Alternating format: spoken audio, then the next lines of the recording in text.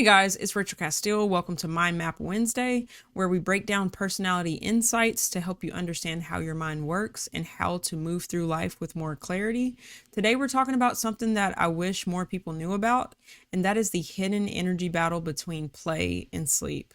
If you've ever felt burnt out from being on all of the time or guilty for needing time alone, if you've ever judged yourself for not keeping up or for needing a slower pace, this episode is for you. Let's break it down. Starting out with what is play and sleep. In objective personality, your animal stack describes how your brain uses energy. There are 4 animals: play, consume, blast, and sleep.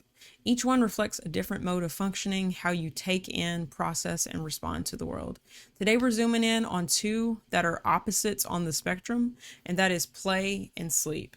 So I've got a visual here for you. So play is an external energy animal with the tribe, and then sleep is an internal energy animal with the self. So they're both comprised of 2 functions.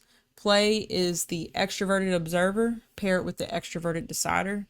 So fully relying on extroverted intake in the play. So a completely extroverted process. And then for sleep, it's looking at the introverted observer and the introverted decider working together to process information, to come to a resolve.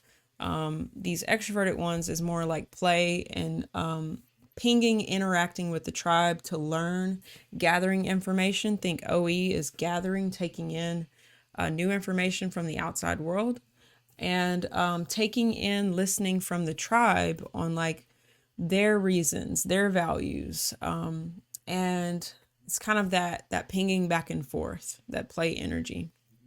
So yeah, they're not just different, they're intention. So think of sleep being fully introverted, a fully shut out the world process. It's conserving of energy, it's going in to process known information, and the DI is coming to a conclusion. What does the self feel about this?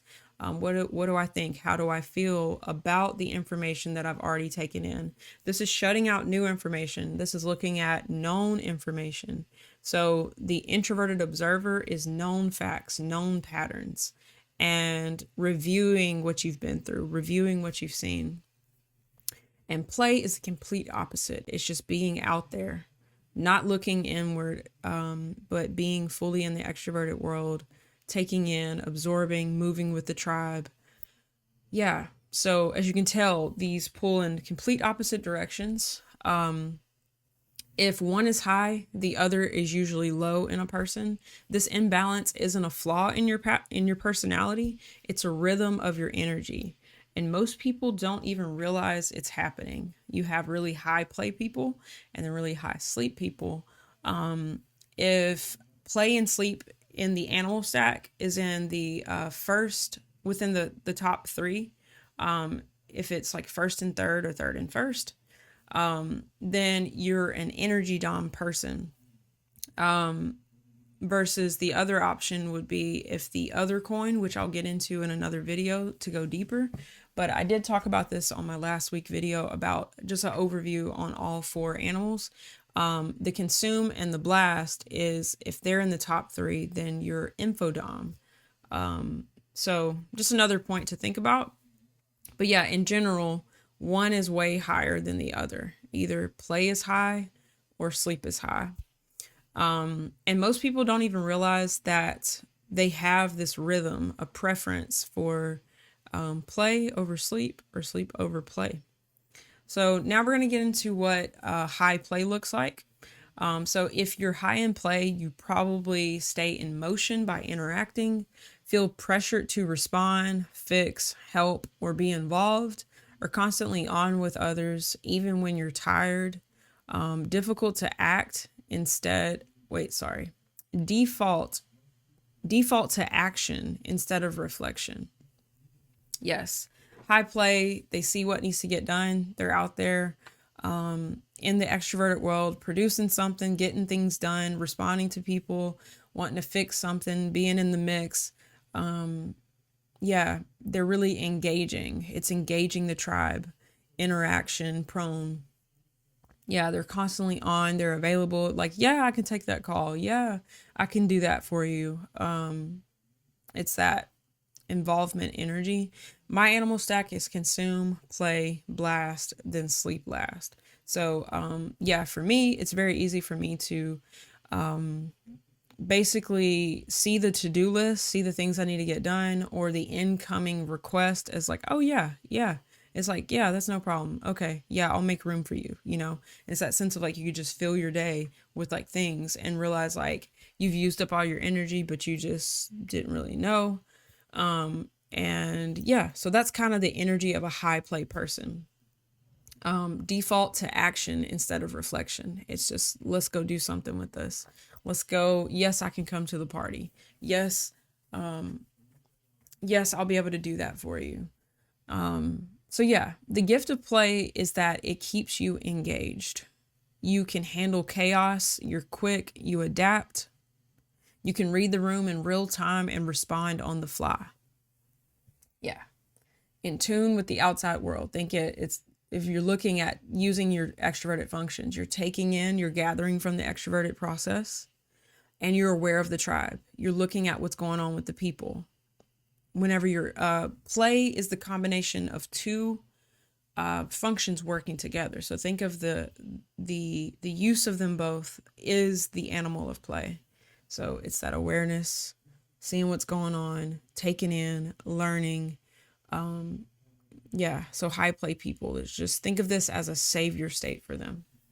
So, but what's the catch of being play dominant, play savior? Play doesn't stop to check in. You keep going even when your system needs to pause. So you crash later and don't always know why. Yeah, this is so true. I'm going to get into kind of some tips related to this later on, things that are coming to mind that I'm learning that's helping me to check in with myself a bit more. But that's what play does. If you're savior play, it's easy to not check in with how you're doing, what you need, reflecting on what you're taking in. You're learning all this stuff, you're having all these experiences, and you haven't even resolved on it or come to a conclusion about like what is good for you, where should you be in life. It's that opposite side. So let's look at the complete opposite of the spectrum. The two, using an observer on the inside and a decider on the inside. That is sleep. So what high sleep looks like, if you're high in sleep, you probably need time alone to think, journal, or process. You can spend hours in your inner world, rewinding, reviewing, refining. You move slower but deeper. Filter everything through, does this feel aligned with me? The checking in, does this feel aligned with me? That's shutting out the new stuff. It's not letting somebody pitch you on the idea no more. You're like, I'm just taking the information I've already got and making sense with the introverted decider. Does this fit with me? Does this make sense to me? Does this fit my values? Does this align with my identity? What do I make of this? See, it's completely different. The most opposite side of things. So what is the gift of sleep? The gift of sleep is clarity. It brings insight, calm, and direction because you actually pause long enough to hear yourself. Yeah. High sleep is in tune with themselves. They're slowing down the external input to go inside, to reflect, to move at the pace of the sleep. The sleep is telling them where to go because they're really resolved. They really have come to a conclusion about themselves. Whenever a high play type is looking at this opposite spectrum, it could be very admirable. And it really is like, it's a different gifting. See, one's not right, one's not wrong. It's just a difference in how our energy, our rhythm can be. So yeah, the gift of sleep is clarity. But what's the challenge of sleep? Sleep doesn't like to be interrupted. You might resist sudden change, struggle to re-engage with people, or feel drained by too much outside pressure. Yeah, a high sleep person does not like to be interrupted if they're already in that process. They're mulling over something. Think of sleep as like, I've already concluded. I've come up with the plan. I'm resolved on something. So for that to be bumped into and changed, that could be resisted. It could be annoying, possibly. And yeah, the struggle to re-engage with people. There's that swimming in the inner world. There's that processing, the journaling, the making sense of life, the moving things around, assimilating the identity, knowing how something lands for you, that search for depth, that meaning, the understanding, coming to a conclusion for the self. These are two sides of all of us. Like, no matter what your personality type is, no matter what your animal stack order, sleep is a part of all of what we are. Some of us do it a lot. Some of us don't notice that we forgot to because we're using our time up on all the other animals. So yeah, that's the spectrum of the two. And then now let's look at the tension. What is the tension between the two? So here's the tension. High play types feel guilty for needing rest. High sleep types feel guilty for not doing more. Think of it as a savior state, right? It's like, I'm not getting around to that thing. I haven't gotten around for the high play. I know I need to take a break. I know I need to reflect on how this makes me feel. I know I need to check in with myself. I know I need to grieve. I know I need to process those emotions. I haven't really thought about what happened to me. I've just been moving. I just went back into work. I've been out with my friends. I've been partying. I've been doing different things. I've been having fun, and I ain't stopped to rest. I haven't reflected on my life at all. I don't even, maybe the way I'm living is not good for me. I haven't really done that. I'll do it tomorrow, right? The high sleep types feel guilty for not doing more. There's that sense of being in the inner world and mulling over what they want in life, mulling over their belief system, mulling over maybe planning or something, what they would like out of life, dreaming, different things like that. Yeah, that inner world experience, and they may feel guilty for not doing more extroverted oriented things, that they don't have much to show for the research that they've been doing for years.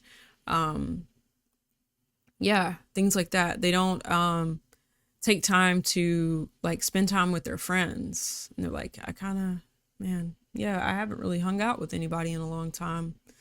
I haven't really just like been in the present moment and just enjoyed the energy of it. And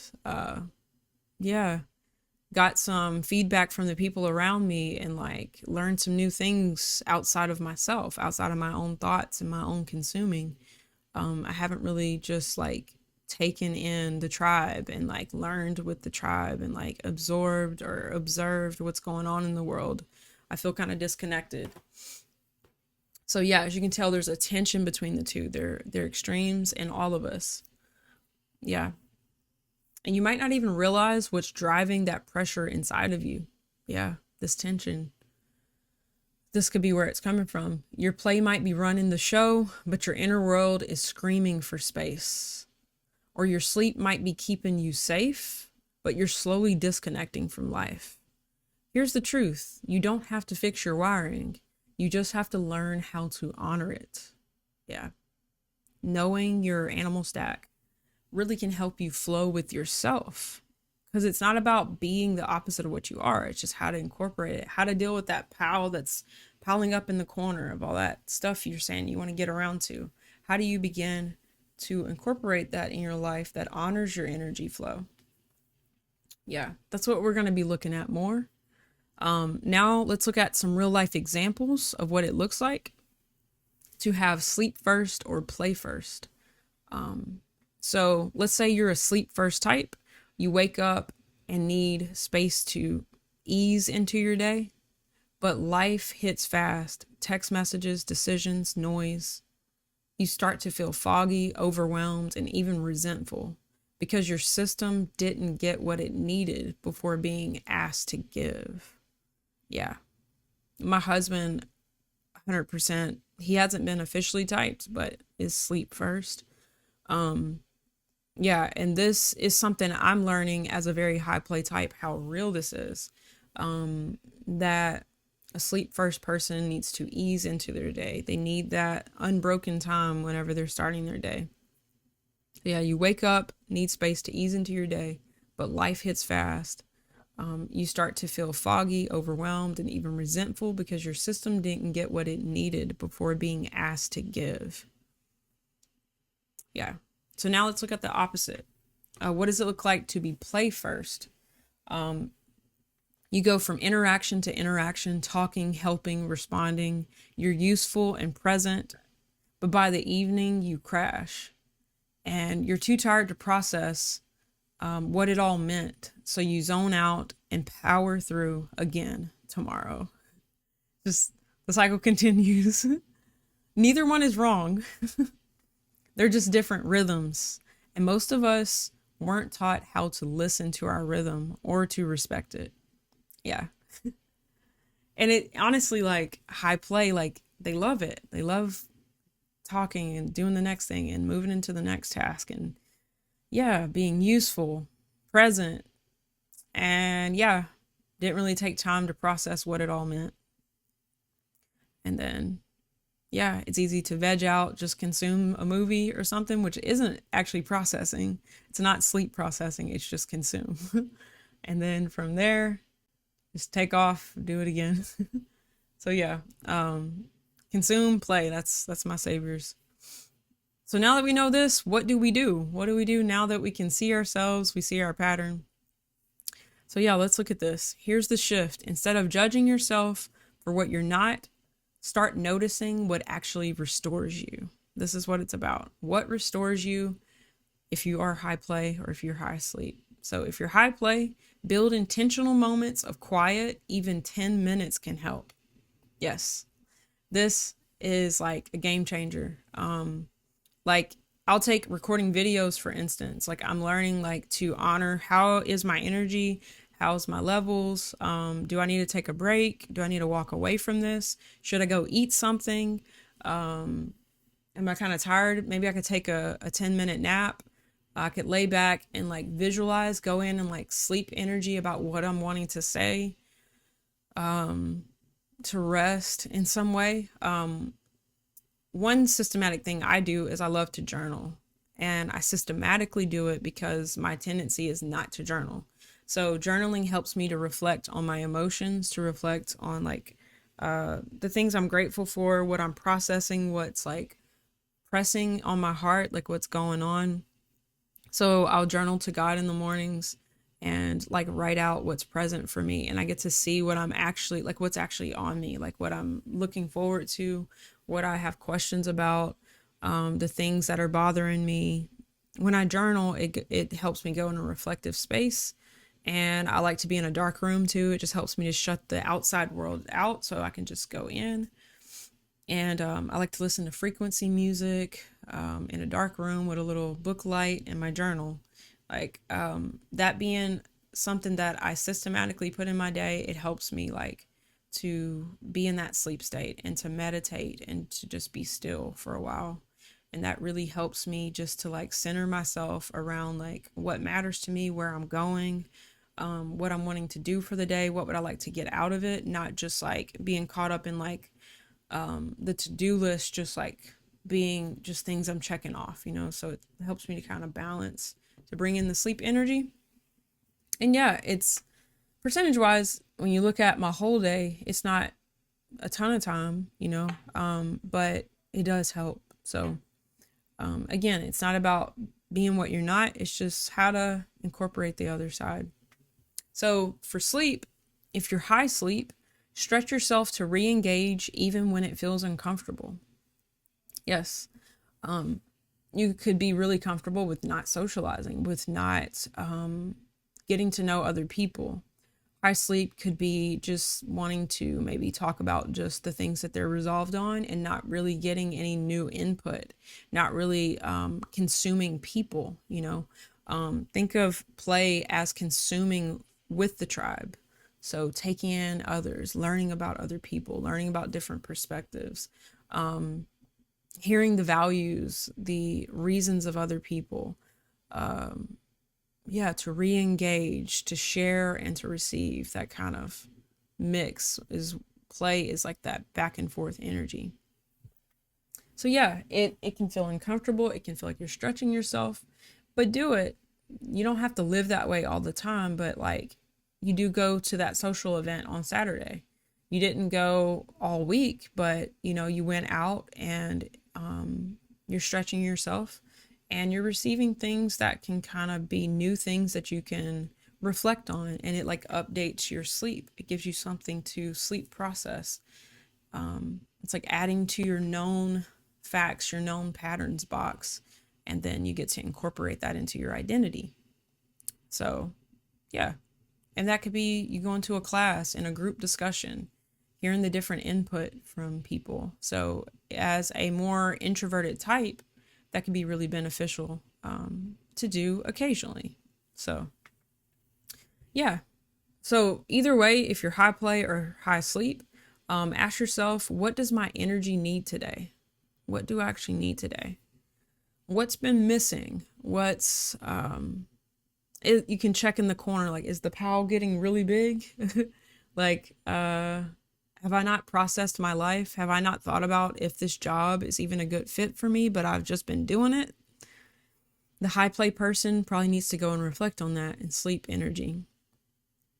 The high sleep type might need to interact and might need to come outside of their box and receive some new things, receive some new input, some new energy, the energy of friends, to just spice up your life. So yeah, what does my energy need today? This isn't about fixing your type. It's about respecting your design. And this is what it looks like. Listen to your natural flow and incorporate the area that's a little uncomfortable, a little unnatural. And that's what it looks like to respect your wiring, to love yourself, to move at the pace of your own flow. This looks totally different for all of us, depending on what our type is, what our animal stack order is, what balance looks like, what flow looks like, I think, more than balance. So yeah, guys, that is it for this video. If this helped you understand your energy flow better, leave me a comment and let me know. I'd love to hear how this landed for you, what you got from the video. And then subscribe for more Mind Map Wednesdays. And if you know someone who's been feeling drained, depleted, or just, feels like that they can't really see what's going on with them, they might be high play. They can't really understand what their emotions mean, and feel burnt out from running around so much. Or they may have the opposite issue where they feel disconnected. They feel maybe stuck in their own thoughts, their own perspectives, and don't feel like things are really moving in their life. This video may be a eye-opener for them in some way in understanding what their next step might be in terms of the flow of their energy. So, and I'll leave you with this. You're not broken. You're just wired differently, and you're learning how to work with it, not against it. All right, guys, that's it for this video. Thanks for watching. If you got value out of it, go and give me a thumbs up. If you're interested in knowing your animal stack and you'd like to be typed in OPS, check out my website, typologycorner.com, and book a typing session with me. I'd love to help you with that. All right, guys, that's it. See you on the next one.